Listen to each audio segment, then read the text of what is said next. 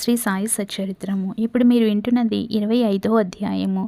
ఈ అధ్యాయంను భక్తి శ్రద్ధలతో విన్నవారందరిపైన సాయినాథుని ఆశీస్సులు ఉండాలని మనసారా ప్రార్థిస్తూ ఈ అధ్యాయాన్ని మొదలు పెడదాము. భగవదవతారమును, పరబ్రహ్మ స్వరూపుడును, మహాయోగీశ్వరుడును, కరుణాసాగరుడును అగు శ్రీ సాయినాథునకు సాష్టాంగ నమస్కారములు నర్చి ఈ అధ్యాయంను ప్రారంభించదము. యోగి చూడామణియగు శ్రీ సాయినాథ్ మహారాజుకు జయమగుగాక. సమస్త శుభములకు నిలయము మన ఆత్మారాముడు భక్తులి పాలిటి ఆశ్రయదాత అగు సాయికి జయమగుగాక. జీవితాశయమును పరమావధిని గాంచిన బాబాకు ప్రణామములు. సాయిబాబా ఎల్లప్పుడూ కరుణాపూర్ణులు. మనకు కావలసినది వారి యందు మనఃపూర్వకమైన భక్తి. భక్తునకు స్థిరమైన నమ్మకము, పూర్ణ భక్తి ఉన్నప్పుడు వారి కోరికలన్నీ శీఘ్రముగా నెరవేరును. హేమాడ్ పంత్ మనసునందు బాబా జీవిత లీలలను వ్రాయు కోరిక జీవించగానే బాబా వెంటనే అతనిచే వ్రాయించెను. సంగ్రహముగా సంగతులు వ్రాసుకొనుమని బాబా ఆజ్ఞ ఇచ్చిన వెంటనే హేమాడ్ పంత్కు ప్రేరణ కలిగి గ్రంథ రచనకు కావలసిన బుద్ధి, శక్తి, ధైర్యము కలిగి దానిని ముగించెను. దాని వ్రాయు యోగ్యత మొదట అతనికి లేకుండెను. కానీ బాబా దయాపూరితముగా ఆశీర్వచనములచే దానిని అతడు పూర్తి చేయగలిగెను. ఈ విధముగా సచ్చరిత్ర సిద్ధమైనది. అది ఒక చంద్రకాంతమణి వంటిది. దాని నుండి సాయి లీలలను అమృతము స్రవించును. దానిని చదువరులు మనసారా త్రాగవచ్చును. భక్తునకు సాయి యందు పరిపూర్ణమైన హృదయపూర్వకమగు భక్తి కలిగినప్పుడు దుఃఖముల నుండి, అపాయముల నుండి బాబా కాపాడి రక్షించుండెను. వాని యోగక్షేమములు బాబా చూచుచుండెను. అహ్మద్ నగర్ నివాసియగు, ప్రస్తుతము పూనావాసి దామోదర్ సావల్ రామ్ రాస్నే కాసార్ ఉరఫ్ దాము అన్న కథ పైన పేర్కొనిన వాక్యమునకు ఉదాహరణముగా దిగువనివ్వబడినది. దాము అన్న దామోదర్ సావల్ రామ్ రాస్నే. 6వ అధ్యాయంలో శ్రీరామనవమి ఉత్సవ సందర్భమున ఇతని గూర్చి చెప్పితిమి. చదువరులు దానిని జ్ఞప్తియందుంచుకొనియే యుందురు. అతడు 1897వ సంవత్సరంన శ్రీరామనవమి నాడు ఉరుసు ఉత్సవము ప్రారంభించినప్పుడు షిరిడీకి పోయెను. అప్పటి నుండి ఇప్పటి వరకు అలంకరించిన పతాకం ఒకటి కానుకగా నిచ్చుచున్నాడు. అదియునుగాక ఉత్సవమునకు వచ్చు బీదలకు అన్నదానము చేయుచున్నాడు. అతని బట్టే వ్యాపారములు ప్రతి. బొంబాయి స్నేహితుడొకడు దాము అన్నాకు ప్రత్తిలో జట్టి వ్యాపారం చేసి భాగస్వామిగా సుమారు 2 లక్షల రూపాయలు లాభము సంపాదించవలెనని వ్రాసెను. వ్యాపారము లాభకరమైనదనియు ఎంత మాత్రము ప్రమాదకరము కాదనియు గనుక అవకాశము పోగొట్టు కొనవలదనియు అతడు వ్రాసెను. దాము అన్న ఆ బేరమును చేయుటయా మానుటయా అని ఆందోళన పడెను. జట్టి వ్యాపారమును చేయుటకు వెంటనే నిశ్చయించుకొనలేకుండెను. దాని గూర్చి బాగుగా ఆలోచించి తాను బాబా భక్తుడగుటచే శ్యామకు ఒక జాబు సవివరముగా వ్రాసి బాబానడిగి వారి సలహాను తెలుసుకొని మనను. ఆ మరుసటి దినము ఆ ఉత్తరము శ్యామకు ముట్టెను. శ్యామ దానిని తీసుకొని మసీదుకు పోయెను. బాబా ముందర పెట్టెను. బాబా ఆ కాగితం ఏమని అడిగెను. సమాచారం ఏమనెను. శ్యామ అహ్మద్ నగర్ నుండి దాము అన్న ఏదో కనుగొనుటకు వ్రాసినాడనెను. బాబా ఇట్లనెను, ఏమి వ్రాయిచున్నాడు, ఏమి ఎత్తు వేయుచున్నాడు. భగవంతుడిచ్చిన దానితో సంతృష్టి చెందక ఆకాశంనకెగురు ప్రయత్నించుచున్నట్లున్నది. వాని ఉత్తరము చదువుము. బాబా చెప్పినదే ఆ ఉత్తరములో గల సమాచారమని. శ్యామ, దేవా, నీవిక్కడనే ప్రశాంతంగా కూర్చొని భక్తులను ఆందోళన పాలు చేసెదవు. వారు వ్యాకులులు అగుటతో వారిని ఇచ్చటికి ఈడ్చుకొని వచ్చెదవు. కొందరిని ప్రత్యక్షముగాను, కొందరిని లేఖల రూపముగాను తెచ్చెదవు. ఉత్తరములోని సంగతులు తెలిసి నన్నేల చదవమని బలవంత పెట్టుచున్నావు అనెను. బాబా, ఓ శ్యామ, దయచేసి చదువుము. నా నోటికి వచ్చినది నేను మాట్లాడెదను. నన్ను విశ్వసించు వారెవ్వరు అనెను. అప్పుడు శ్యామ ఉత్తరమును చదివెను. బాబా జాగ్రత్తగా విని కనికరముతో ఇట్లనెను. సేటుకు పిచ్చి ఎత్తినది. అది అతని గృహమందే లోటు లేదని వ్రాయిము. తనకున్న సగము రొట్టెతో సంతోష చెందమని వ్రాయిము. లక్షలార్జించుటకు ఆయాసపడవద్దని చెప్పుము. శ్యామ జవాబు పంపెను. దాని కొరకు ఆతురతతో దాము అన్న కనిపెట్టుకుని ఉండెను. జాబు చదువుకొని అతడు తన ఆశ అంతయు అడియాస అయినదనుకొనెను.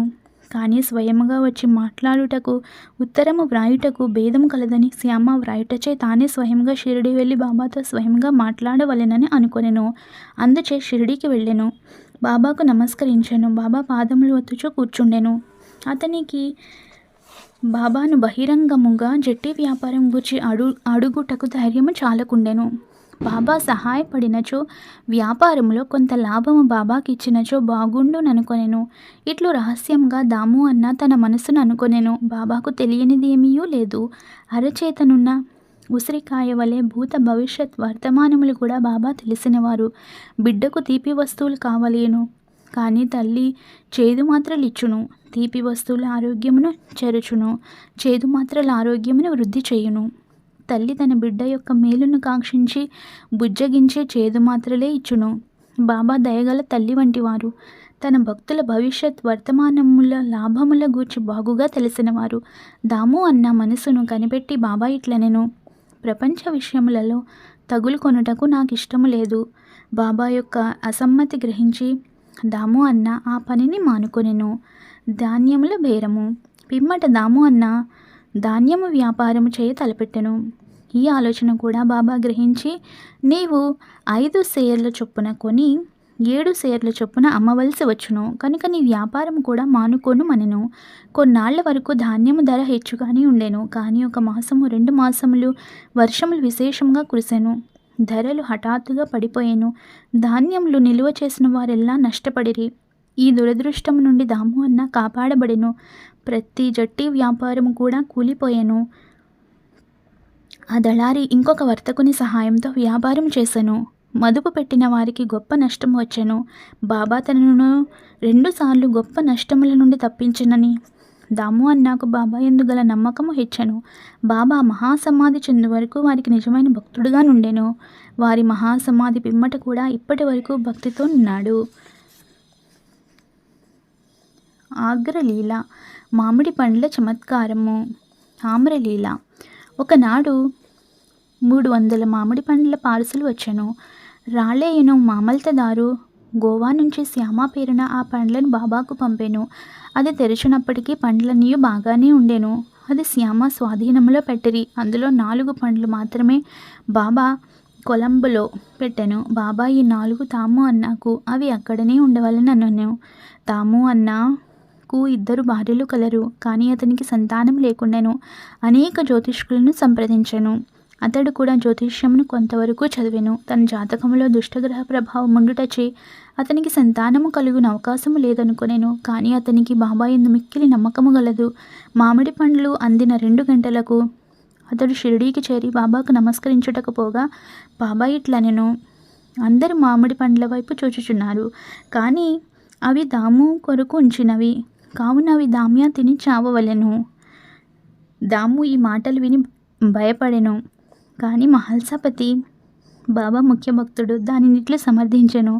చావనున్నది అహంకారమును గూర్చి, దానిని బాబా ముందు చంపుట యొక్క ఆశీర్వాదము. బాబా అతనితో ఇట్లనియే, నీవు తినవద్దు, నీ చిన్న భార్యకిమ్ము. ఈ ఆమ్రలీల ఆమెకు 4 కొడుకులను 4 కుమార్తెలను ప్రసాదించును. దాము ఆ ప్రకారమే చేసెను. కొంతకాలం నాకు బాబా మాటలు నిజమాయెను. జ్యోతిష్కుని మాటలు ఉత్తివాయెను. బాబా మాటలు వారి సమాధికి పూర్వమేమే కాక ఇప్పుడు కూడా వారి మహాత్మ్యమును స్థాపించుచున్నవి. బాబా ఇట్లనెను, సమాధి చెందినప్పటికీ నా సమాధిలో నుంచి నా ఎముకలు మాట్లాడును. అవి మీకు ధైర్యమును విశ్వాసమును కలిగించును. మనపూర్వకమగు నన్ను శరణుజొచ్చిన వారితో నా సమాధి కూడా మాట్లాడును.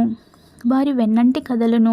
నేను మీ వద్ద నుండనేమో అని మీరు ఆందోళన పడవద్దు. నా ఎముకలు మాట్లాడుచు మీ క్షేమమును కనుగొనుచుండును. ఎల్లప్పుడూ నన్నే జ్ఞప్తియందుంచుకొనుడు. నాయందే మనపూర్వకముగను హృదయపూర్వకముగను నమ్మకముంచుడు.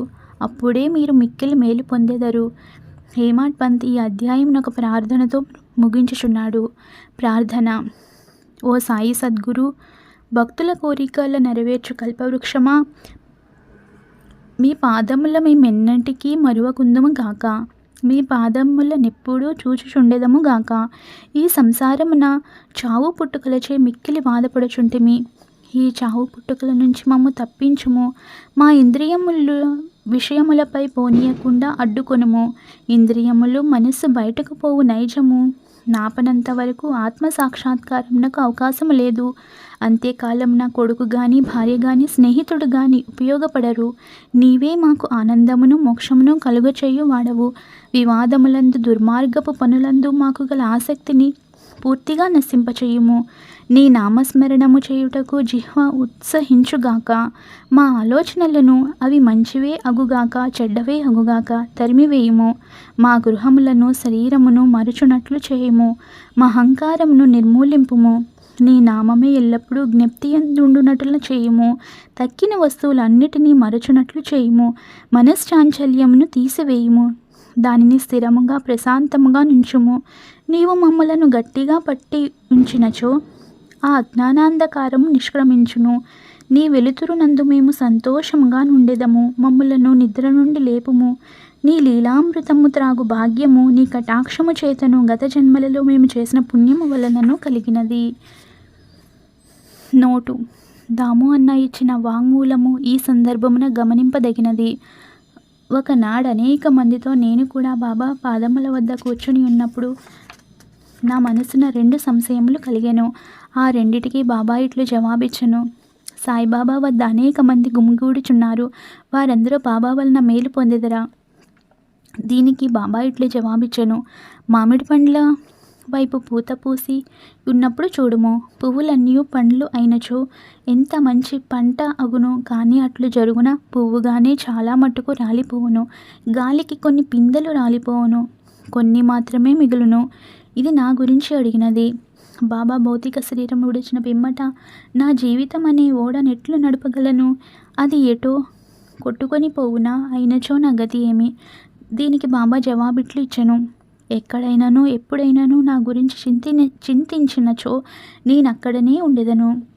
1918కి ముందు వారి వాగ్దానం ప్రకారము వారు నెరవేర్చుచుండిరి. 1918 తర్వాత కూడా నెరవేర్చుచున్నారు. ఇప్పటికీ నాతోనే ఉన్నారు. ఇప్పటికీ నాకు దారి చూపుచున్నారు. ఇది 1910, 1911 కాలంలో జరిగెను. నా సోదరులు వేరుపడిరి. నా సోదరి కాలధర్మము నొందెను. దొంగతనము జరిగెను. పోలీస్ విచారణ జరిగెను. ఇవన్నీ నన్ను కల్లోలపరిచినవి. నా సోదరి చనిపోగా నా మనసు వికలమయ్యెను. నేను జీవితమును సుఖములను లక్ష్యపెట్టలేదు. నేను బాబా వద్దకు పోగా వారు ఉపదేశంతో శాంతింపచేసి అప్పా కులకర్ణి ఇంటిలో బొబ్బట్లతో విందు గావించిరి. నా నుదుట చందనము పూసిరి. నా ఇంటిలో దొంగతనం జరిగినది. నాకు 30 సంవత్సరముల నుండి ఒక స్నేహితుడుండెను. అతడు నా భార్య యొక్క నగలు పెట్టి దొంగలించెను. అందులో శుభమగు నత్తు నాసికాభరణము ఉండెను. బాబా ఫోటో ముందేడ్చి తిని ఆ మరుసటి దినమే ఆ మనిషి నగల పెట్టెను తిరిగి ఇచ్చి వేసి క్షమాపణ కోరెను. 25వ అధ్యాయం సంపూర్ణము. సద్గురు శ్రీ సాయినాథ అర్పణమస్తు. శుభం భవతు. ప్రియమైన భక్తులారా, మనం రోజు బాబా పారాయణతో పాటు షిరిడి సాయిబాబా సూక్తులను కూడా వింటున్నాం కదా. ఈరోజు బాబా చెప్పిన సూక్తి: రాజ్యాధికారానికన్నా చక్రవర్తి పదవి కన్నా కూడా పేదరికమే మంచిది. ఎందుకంటే భగవంతుడు ఎప్పుడూ పేదవానికి సోదరుడుగా ఉంటాడు. మనసు పవిత్రం చేసుకుంటే చాలా అవసరము. అపవిత్రమైన మనసుతో ఆధ్యాత్మిక కార్యక్రమములెన్ని చేసినా కేవలం పేరు ప్రఖ్యాతులకు తప్ప నీకు ఏ విధముగానూ ఉపయోగించవు. రోజుకు 3 సార్లు ధ్యానము చేయుము అని చెప్పుచున్నారు. మై డియర్ ఫ్రెండ్స్, ఈ వీడియో కనుక మీకు నచ్చినట్లయితే ప్లీజ్ లైక్ చేయండి, షేర్ చేయండి, అలాగే సబ్స్క్రైబ్ చేసుకోండి. ప్లీజ్ సపోర్ట్ చేయండి. Thank you for watching this video.